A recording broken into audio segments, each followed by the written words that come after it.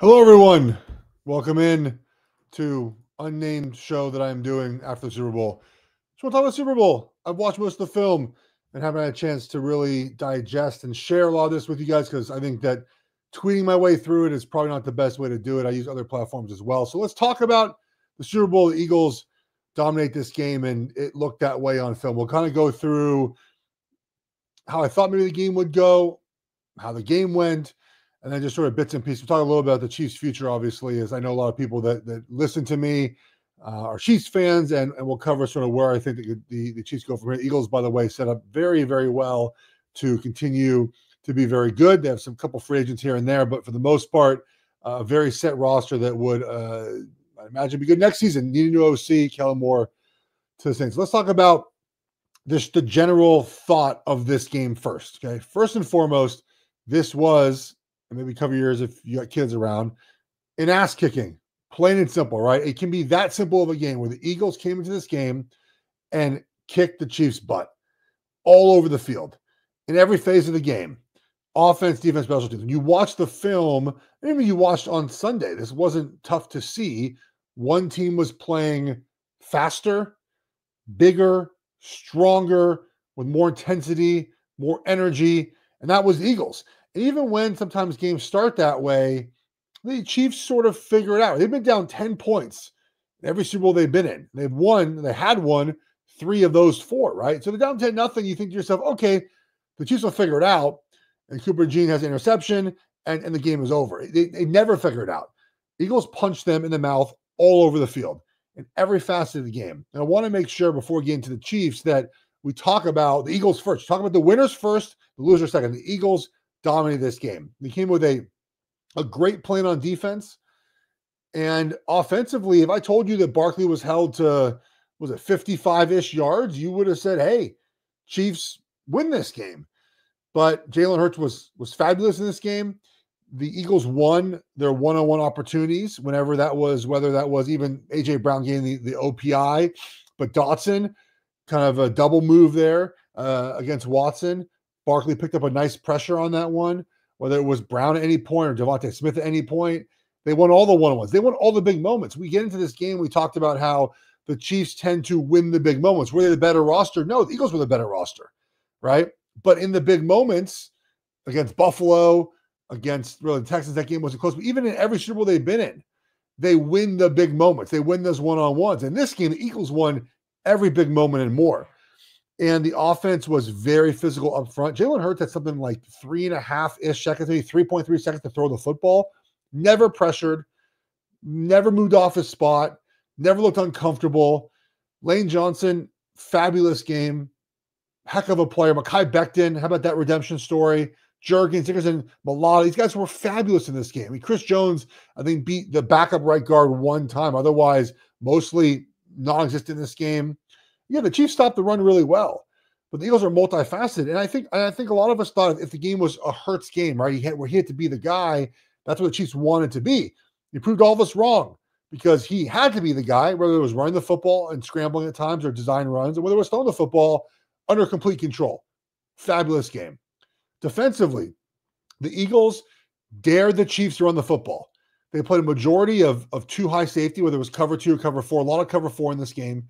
They brought one exact blitz the entire game. We get a discussion about blitz and how we categorize them. A sim pressure is a blitz, second level defender coming. They did that one time, but they still rushed 4. So the proper way to say it was they rushed 4 every single play of the game, even though one was a pressure, and they're able to disrupt the Chiefs. And one of the keys to the game that I thought was the Chiefs' run game and how they probably weren't going to run the football, and the Eagles game planning for the Chiefs, both, right? Chiefs offense game planning for that, and the Eagles defense knowing that. And that's what happened. The Chiefs didn't try to run the ball very much. The Eagles dared them to run the ball. When you play 2 high safeties, right? That's one less guy, one less defender in the box. You got to run the football. And the Chiefs came in the game not trusting the run game, which is understood. Their left guard, Joe Thuney, the all-pro, has been playing left tackle. Caliendo went in at left guard, and the run game has suffered since, but the pass protection has been better. Now, the Chiefs did RPO first part of the game, so that is a technically sort of a run on the sheet. That RPO, I think, third play of the game to Worthy, and had one run in the first 13 plays. They're down 17-0.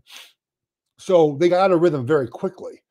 But that's sort of the core, I think, of the start of the game was the Eagles said, we dare you to run the football. The Chiefs said, well, we're not planning to run the football, so we're going to pass the football. And they got nothing.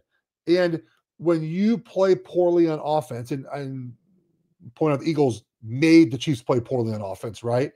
It's never just one thing in a game like this. And that's, I think, what for hard people to understand is that, why is there no adjustments? I certainly think the game plan wasn't great because I just mentioned, right? The game plan was to pass the ball and it didn't go well. There was never a pivot to let's run the football. Let's try something else. Now you're down 17-0 after the first 15 is not even over yet. I understand. Let's stay the course. Let's stay with game plan. But the game plan was not working.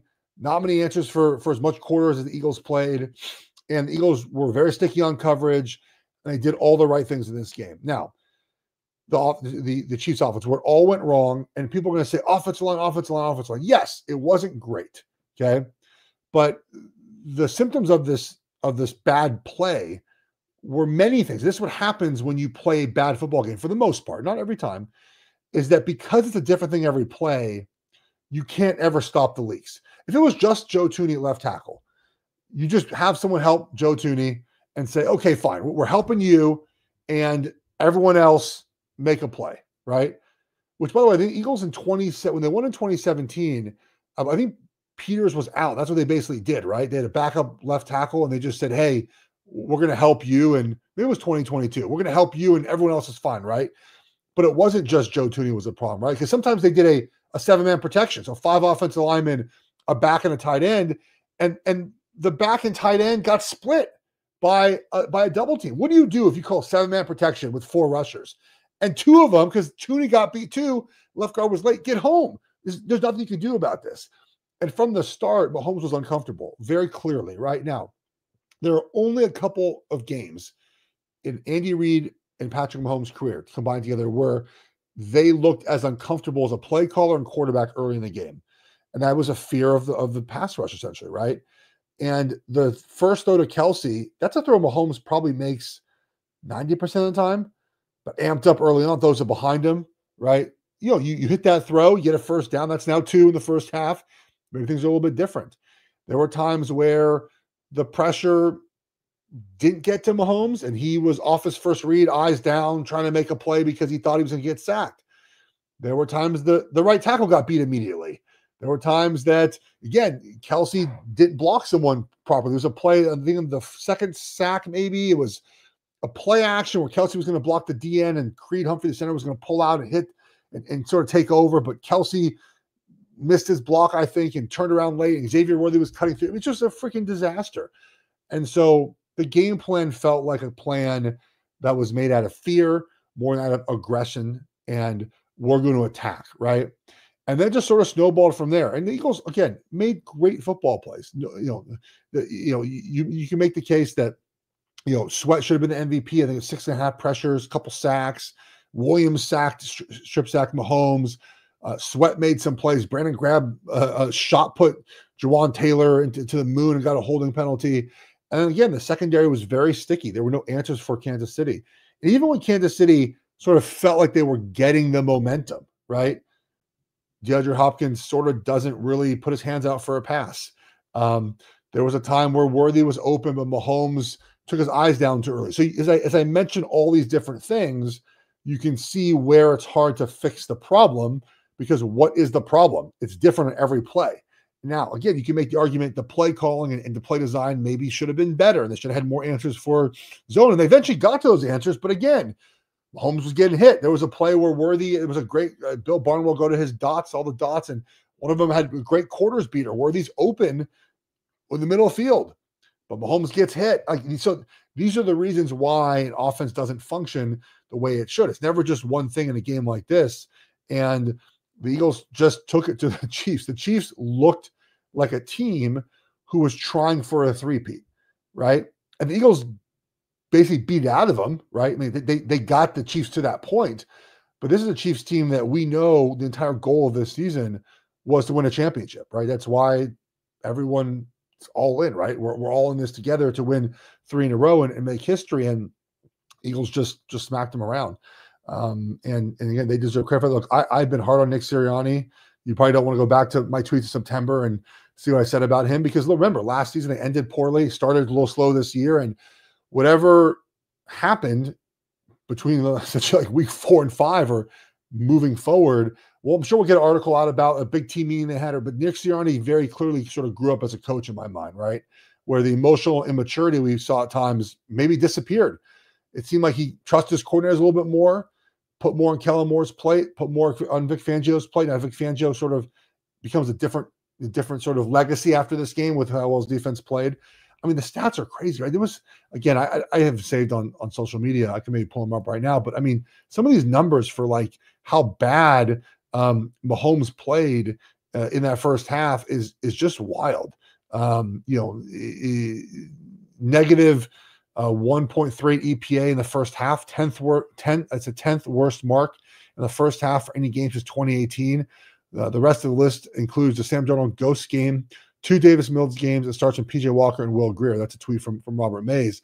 I mean, they just gave it to the Chiefs. And again, it's okay just to say like that was an ass kicking, right? That's what it was. Eagles just kicked their ass. And again, they're set up for the future. The takeaway, if you are trying to basically build a team in the Eagles image, and this is obviously very easy to say, is get good offensive defensive linemen, but they did it all different ways, right? You have Lane Johnson, who's been there forever. You have first round picks in Dickerson, and I believe Jurgen's second round pick. Malata never played football before. So, Becton's a free agent, was a first round pick, and you put those 5 guys together.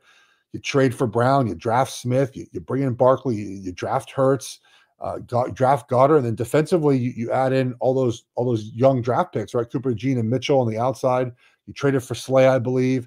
You drafted Smith, and you drafted Carter, and you drafted Jordan Davis. I mean, they've hit home runs on all these big name guys. The Eagles know what they're looking for, and whether that's Howie Roseman, or whether that's Nick Sirianni, maybe a combination of both. They draft these players and then develop these players. And I know I tweeted that I think that Sirianni should get credit for that. And people say, well, it's Vic Fangio, it's Kellen Moore. Yeah, absolutely. Hiring those coaches was helpful. But Nick Sirianni hired those coaches, right? Like those are his guys. And you hire coaches based off of the scheme and the development part of it. And they have just developed all these incredible football players. And, I mean, look, I think this game be 40-6 at one point. No. But there was a chance Eagles could win this game by 10, right? Or 14, because they're a better team. So they put together a fantastic roster, a roster that is, again, inside out, which I think the way you have to win in the National Football. If you have an offensive line and a defensive line, you're in every game.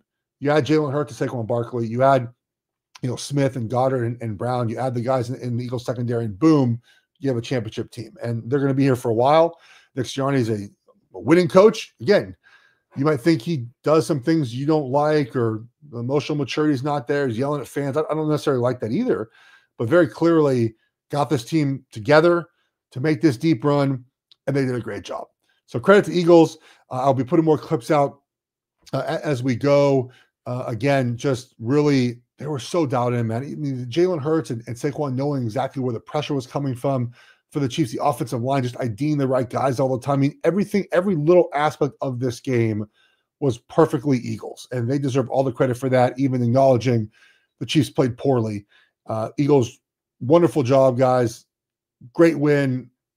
Happy for everyone involved. I know Lane a decent amount. Happy for Lane. The stories of Mekhi Becton and Cooper. How about Cooper, man? On your birthday in the Super Bowl as a rookie, Super Bowl touchdown. I mean, just unbelievable. All right, where do the Chiefs go from here? I always felt that this year coming up, 2025, was going to be a transition season for the Chiefs, where win or lose this season, they have some free agents and number 87 who might retire. And so they went all in for the season, as they should. They brought in some veteran football players to make that happen. And this is going to be, in my opinion, 2025 is going to be a recent transition year for them. First, just mentally, right? They've played a lot of football, right? Think about 7 years Mahomes has been a starter. They played in 5 Super Bowls in 7 seasons. They've won 3, they've lost 2. And the 2 years they didn't make Super Bowl, they played in the AFC Championship game. The game went to overtime. So they played a ton of ball in these 7 years. And they've done something special. 3 championships. They're a dynasty. And they probably need a year mental break, right, from this grind of this. Now, they're never going to do that, right? They're going to try to win championship again next season. But it would make sense for this season to be sort of this transition year where 87 probably retires. I've said this for a while. I know it's information. I don't talk to Travis Kelce. I'm not friendly. I'm friendly with them if I see him, but like I'm not asking Chiefs about this stuff. But when you watch Travis play this year, he looks like a guy who's playing a lot of football. He's had, I think, 200 starts in his career, postseason and regular season, like high leverage situations. We saw the last 2 games, Buffalo game and the Super Bowl. He can't get off press coverage anymore. Remember, the Chiefs started the year with Rashee Rice having a bazillion targets. The plan was Rice was going to be the guy, and Kelce was not going to have to have 140 targets. But he did, because Rice got hurt, and Xavier Worthy's a young guy. DeAndre Hopkins got super old, at the end of the season went too. So if Travis Kelce's not there, that changes what the offense is going to be. Is it Noah Gray? Is it a draft pick? How does the offense evolve without Travis Kelce there? Well, yeah, we'll find out next couple of weeks. And there's a possibility too, by the way, that he says, I'm stepping away, and then come June, his body feels great, and he comes back. Who knows? But even if he does come back, it feels very pitch count-esque, right? We're going to design an offense with you there, but knowing that we're not going to rely on you as much as we have in the past. So the offense will transition a little bit to something else. Rashee Rice is a good football player. He'll be suspended for some of this season. Xavier Worthy very clearly got better throughout the season. The last play, the last offensive play when they scored that touchdown to Worthy, that was against backups, whatever. It was great. I had the over. It was fantastic for me. That has to be part of the plan next season. They got to try to push the ball a little bit downfield more often, right? So we'll see what that looks like in this offense of 2025. Running back, they got to get more explosive there, right? That feels like a draft, because this draft is very running back heavy. Feels like second or third or fourth round pick. Pacheco is great, tough, physical runner. Not the same guy after he got hurt, so you figure he'll be healthier heading into next season. But they need some explosion there. They have stopped running screens, and my theory for that is that you can't cut in space anymore. So you can't, as you're running, dive after a defender, which is the way the Chiefs used to teach screens, and it really clears a good path when you just dive at a defender. That defender's got to move out of the way at the minimum. Even if you don't get them down, they got to jump, put their hands down, get out of the way, and back goes through. But also, Pacheco, Hunt, they're not screen backs, right? That's not what they do well. You need to find a running back that can do that part of the offense better for Kansas City. That's a good pressure valve. You're playing the Eagles, and they tried one screen to Pirine, I think, and Eagles sniffed it out. But you got to get back to running screens, and you need an explosive back to do that. And just to add more explosive, you need more explosive options in this offense. Now, let's talk offensive line. Again, guys, there's a good saying that an offensive line coach told me way back in the day. I forget when it was.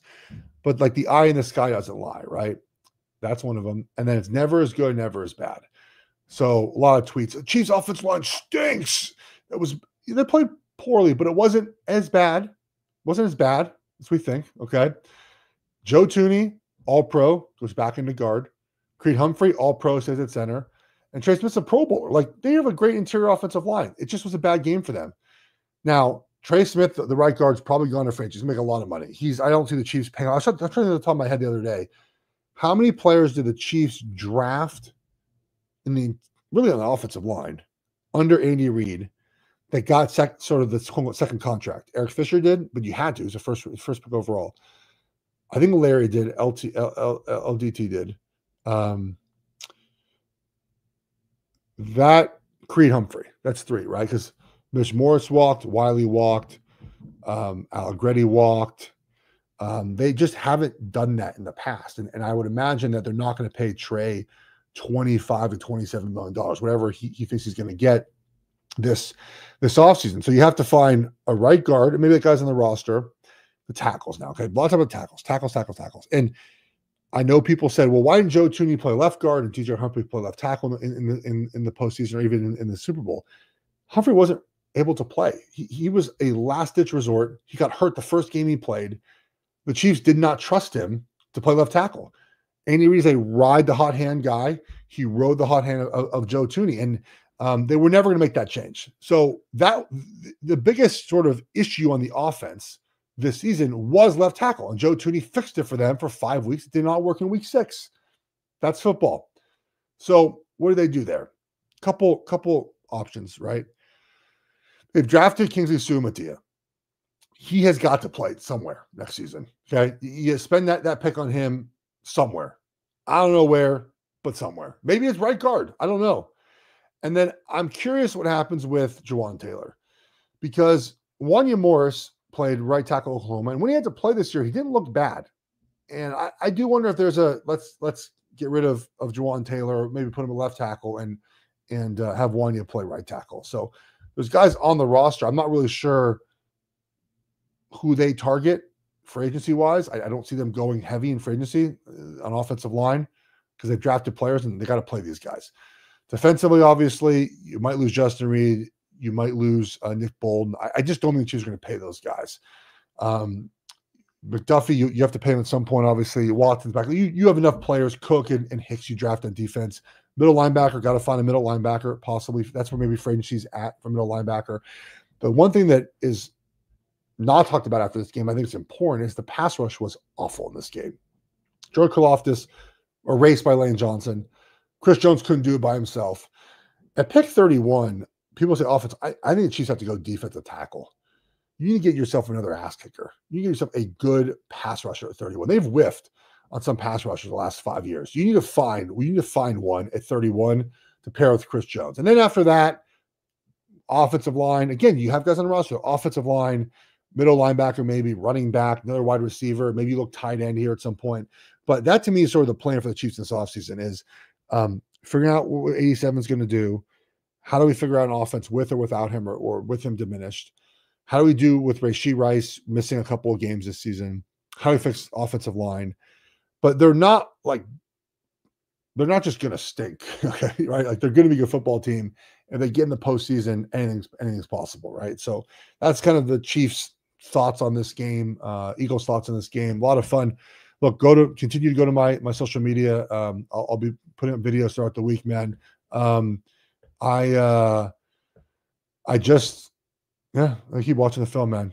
So, all right, guys. At Jeff Schwartz on social media, you can find all those clips. I will talk to you guys next time. Take care, everyone. Bye.